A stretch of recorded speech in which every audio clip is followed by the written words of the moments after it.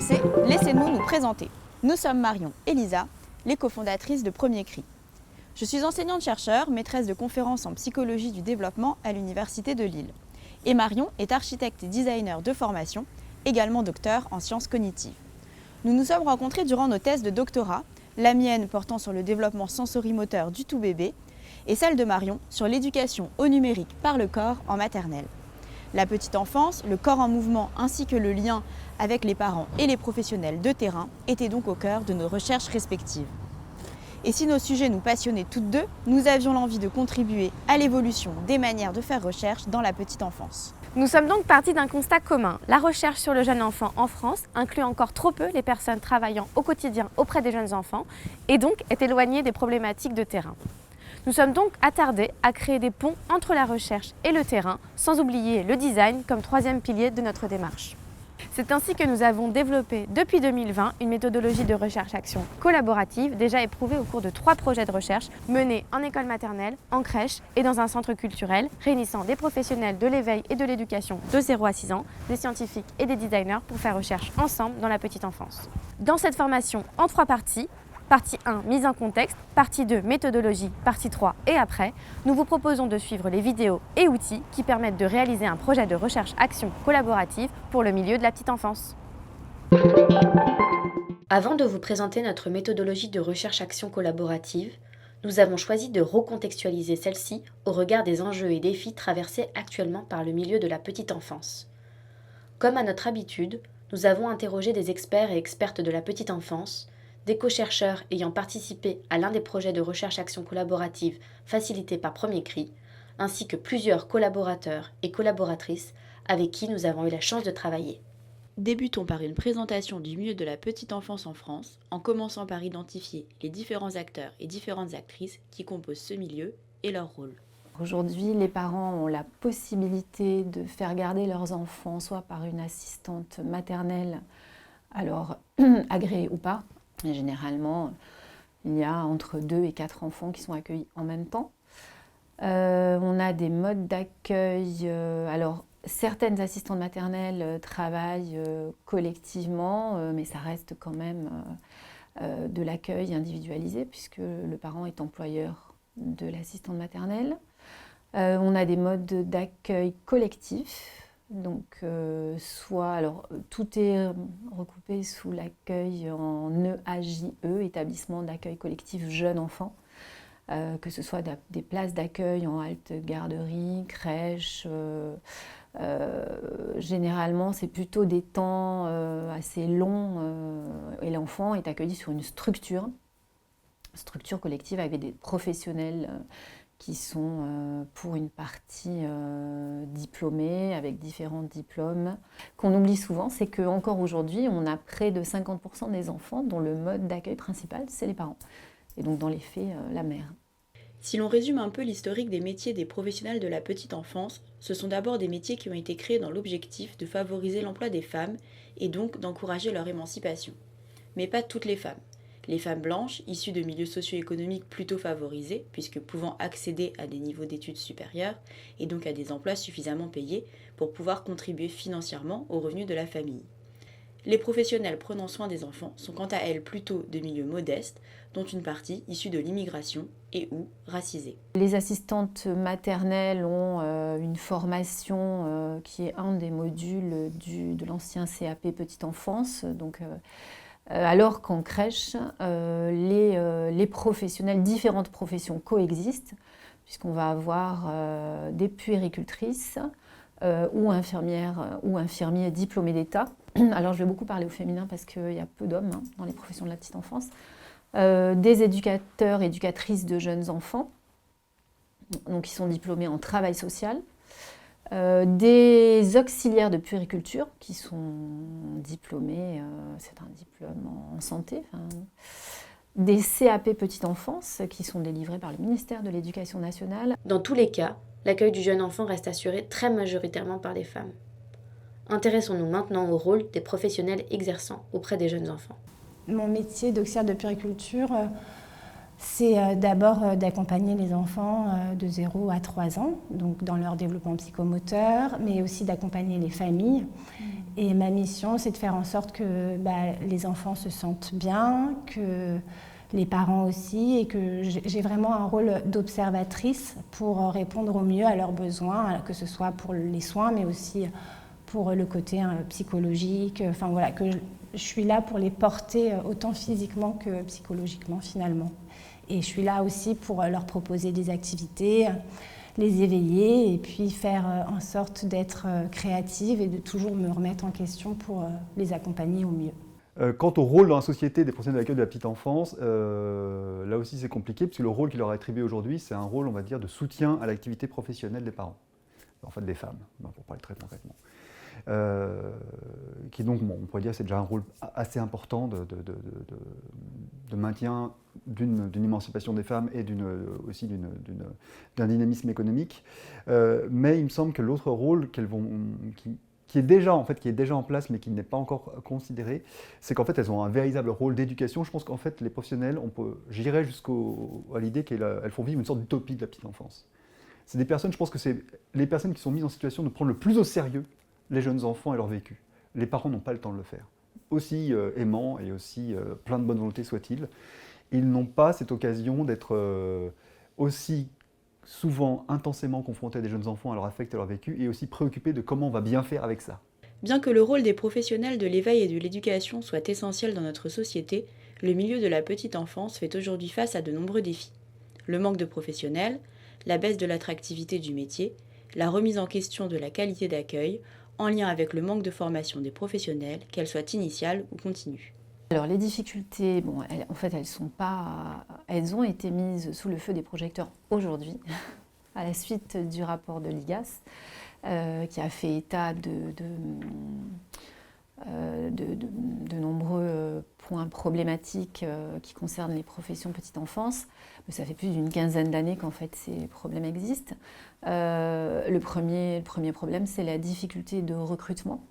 Donc le manque de professionnels diplômés dans les établissements d'accueil jeunes enfants. Aujourd'hui, on a à peu près une structure sur deux qui est confrontée à un problème de recrutement. Savoir qu'on n'arrive pas à recruter des professionnels, que ce soit des auxiliaires de puériculture ou des éducateurs de jeunes enfants. En fait, c'est ces deux professions sur lesquelles il y a vraiment une pénurie. Un gros turnover dans les structures, avec des salariés qui ne vont pas forcément rester en poste, mais qui vont beaucoup tourner.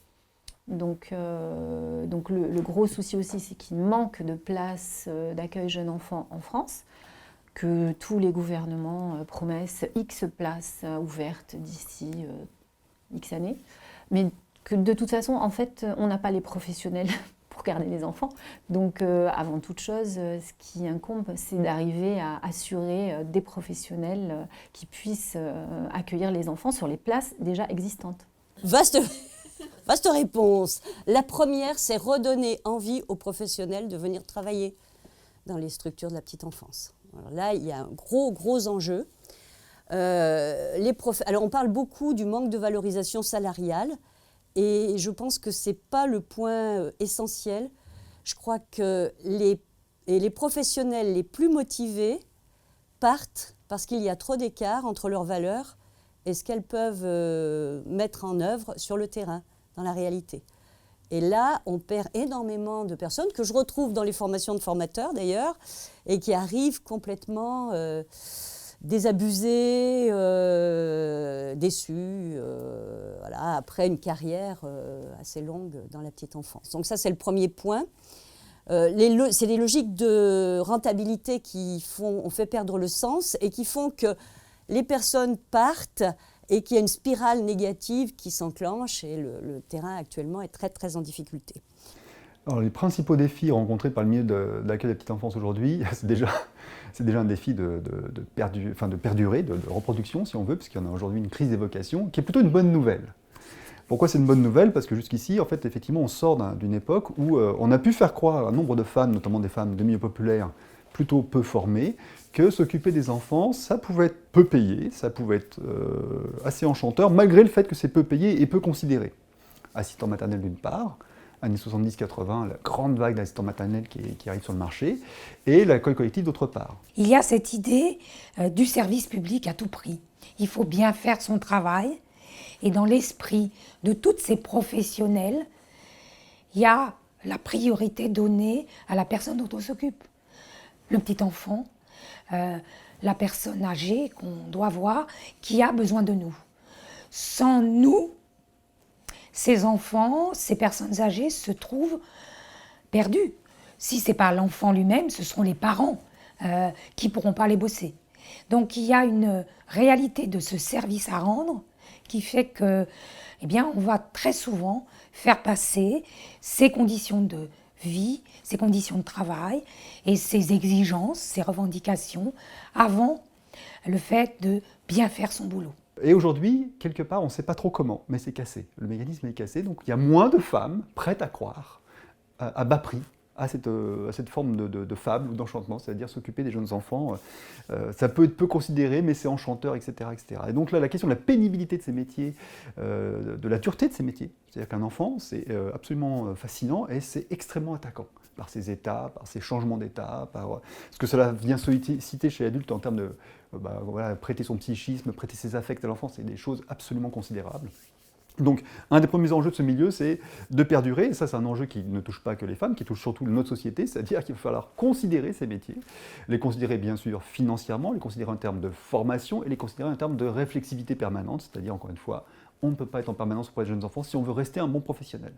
Forcément, il y aura matière à prendre recul, retrait par rapport à son activité, à la réfléchir, pour pouvoir y retourner dans de bonnes conditions. Il est aussi question de créer des liens avec la recherche, entre des services petite enfance et des laboratoires de recherche. Donc ça, c'est intéressant. Dans la faisabilité, je ne sais pas bien comment ça va se passer, mais il y a des pistes intéressantes. Voilà. Et voilà, moi, l'enjeu pour moi et mon engagement, c'est de porter ces démarches participatives d'évaluation. Comme le souligne Marie-Paule Tolombéard, l'une des pistes possibles pour faire face à ces défis serait de créer du lien entre la recherche scientifique menée par les universitaires et les expériences de terrain provenant des professionnels. Mais pourquoi la recherche est-elle importante pour le milieu de la petite enfance ? Et quelles seraient les meilleures manières de faire recherche dans ce milieu ? Je pense que c'est important pour prendre la mesure de ce qu'on réalise avec les enfants au quotidien. C'est pas que de la garderie. La recherche a fait beaucoup d'avancées, les neurosciences, etc. Et maintenant, pour que ça se décline, ou pour montrer que c'est aussi des pratiques, il faut faire des ponts et mettre plus en lumière et reconnaître le travail. Et peut-être du coup, ça modifiera les réglementations dans les conditions d'accueil. Si on est très chargé sur une petite parcelle en nombre d'enfants, ça crée des tensions. Si c'est des personnels pas qualifiés, comment travailler avec l'outil de l'observation, avec la réflexivité. Voilà. Donc ça permet à mes équipes là, d'en bénéficier, mais ce serait bien que ce soit plus généralisé. C'est un vrai enjeu, je pense, de reconnaissance. Alors, le pouvoir d'agir des professionnels, on utilise aussi le terme empowerment. Je ne suis pas sûre que ce soit la traduction, enfin c'est toujours le même problème pour les traductions. Pour moi, c'est de passer de professionnels qui sont considérés comme des exécutantes à des professionnels qui sont mis en situation de pouvoir penser et décider des aménagements de leurs pratiques en fonction justement de leurs observations, parce que voilà, ce qui est propre à une méthodologie participative. Donc le pouvoir d'agir, voilà, je le vois là, dans ce sens-là, et c'est ce qui me fait peur dans la dimension de contrôle actuellement, c'est justement de ne pas avoir ce pouvoir d'agir. Et pourquoi de la recherche-action sera encore plus intéressant ? Parce que je pense qu'il y a aussi une notion d'urgence du changement dans ce domaine. Il y a pas mal de monde qui y travaille. C'est un domaine qui est en évolution vraiment permanente, constante. Moi, depuis 20 ans, plus de 20 ans que je le fréquente, c'est un domaine qui change tout le temps. Et c'est vrai que ces professionnels, si on pouvait leur donner l'occasion de réfléchir et de de s'emparer aussi des outils, des réflexions qui permettent de changer le cours de leur action, qui permettent aussi de formaliser ce qu'elles font déjà concrètement et qui n'est pas encore reconnu. Avec Premier Cri, nous avons donc choisi la recherche-action comme méthodologie pour créer des ponts entre la recherche scientifique et les enjeux du quotidien auxquels sont confrontés les professionnels de terrain. Mais qu'est-ce que la recherche-action ? Pourquoi la recherche-action serait mieux que la recherche par rapport à ça? C'est que le circuit recherche, c'est-à-dire je vais abstraire des renseignements, enfin des informations de la vie des professionnels, je les passe par le moulin universitaire, ça passe en plein de revues, etc. Puis peut-être un jour, il y a un mec qui va venir faire, ou une nana qui va venir faire des conférences, puis les pros vont me dire « Ah super !» C'est long, et il y a beaucoup de pertes. Que la recherche-action, on peut espérer que l'événement, le circuit va être plus court et beaucoup plus, entre guillemets, rentable en termes de retour. C'est-à-dire que les professionnels vont, si on travaille bien son dispositif, vont venir vous interpeller sur là je ne comprends pas ce que vous dites, ou là en quoi ça change ce qu'on a à faire, etc. C'est important de redéfinir ce que c'est qu'une recherche-action, parce qu'on entend beaucoup de choses, en particulier dans le domaine de la petite enfance, parce que je pense que ça va devenir à la mode, donc il faut être vigilant là-dessus. Et moi, au tout début, quand j'ai commencé à travailler dans cette perspective de recherche-action, c'était très post-68 art, hein, désolé, c'est un petit peu vieux, mais ça rejoignait l'éducation populaire avec la notion d'émancipation. C'est-à-dire que les professionnels, on leur donnait cette place-là de recherche. On n'attendait pas qu'il y ait un chercheur qui vienne de l'extérieur pour exploiter le terrain, mais c'était vraiment dans ce sens-là. Donc ils vont venir interpeller, ils vont venir chercher de la possibilité d'action. Donc là, ça permet aussi de raccourcir le circuit, avoir quand même de la recherche, mais beaucoup plus de possibilités d'action, et donc beaucoup plus de possibilités pour ces professionnels de faire le travail qu'elles ont à faire aujourd'hui, qui est encore une fois d'arriver à dire et penser ce qu'elles font déjà. Et en particulier, il y a les travaux du CRESAS, Sylvie Reyna, Monique Bréauté, qui ont beaucoup travaillé et qui m'ont beaucoup inspirée dans ce sens-là. Voilà, donc c'est dans l'idée que les professionnels, alors accompagnés, hein, parce que c'est pas forcément spontané, puissent s'impliquer dans une méthodologie de recherche du début à la fin. C'est-à-dire, le début, c'est poser une problématique, une hypothèse de recherche, une question de recherche, voire une hypothèse, ce n'est pas toujours une hypothèse, construisent des outils pour vérifier cette hypothèse et voilà, mettent en place la méthodologie et puissent être aussi en mesure d'analyser les données recueillies et finalement infirment ou confirment l'hypothèse de départ, voire découvrent d'autres résultats qui vont les amener à repenser leurs pratiques et à les modifier ou pas. Hein, ça peut aussi conforter des pratiques existantes. Ce qui m'a toujours frappé, c'est que les recherches-actions conduisaient souvent à une infirmation de l'hypothèse de départ. C'est-à-dire que finalement, l'hypothèse de départ, qui était souvent une pratique qui n'était pas satisfaisante, n'était pas forcément pas satisfaisante là où les professionnels le pensaient. La méthodologie de recherche proposée par Premier Cri adopte donc une démarche de recherche-action, car elle est menée directement dans le lieu de vie des jeunes enfants et de leurs familles et permet de répondre aux besoins concrets du terrain. Une autre spécificité de notre méthodologie est sa dimension collaborative. S'inscrivant dans les courants des recherches participatives, il s'agit plus précisément de faire collaborer, tout au long du processus de recherche, différentes parties prenantes, que sont les professionnels de terrain, les designers et les scientifiques. Cet aspect collaboratif pose de nombreux défis que nous allons maintenant explorer.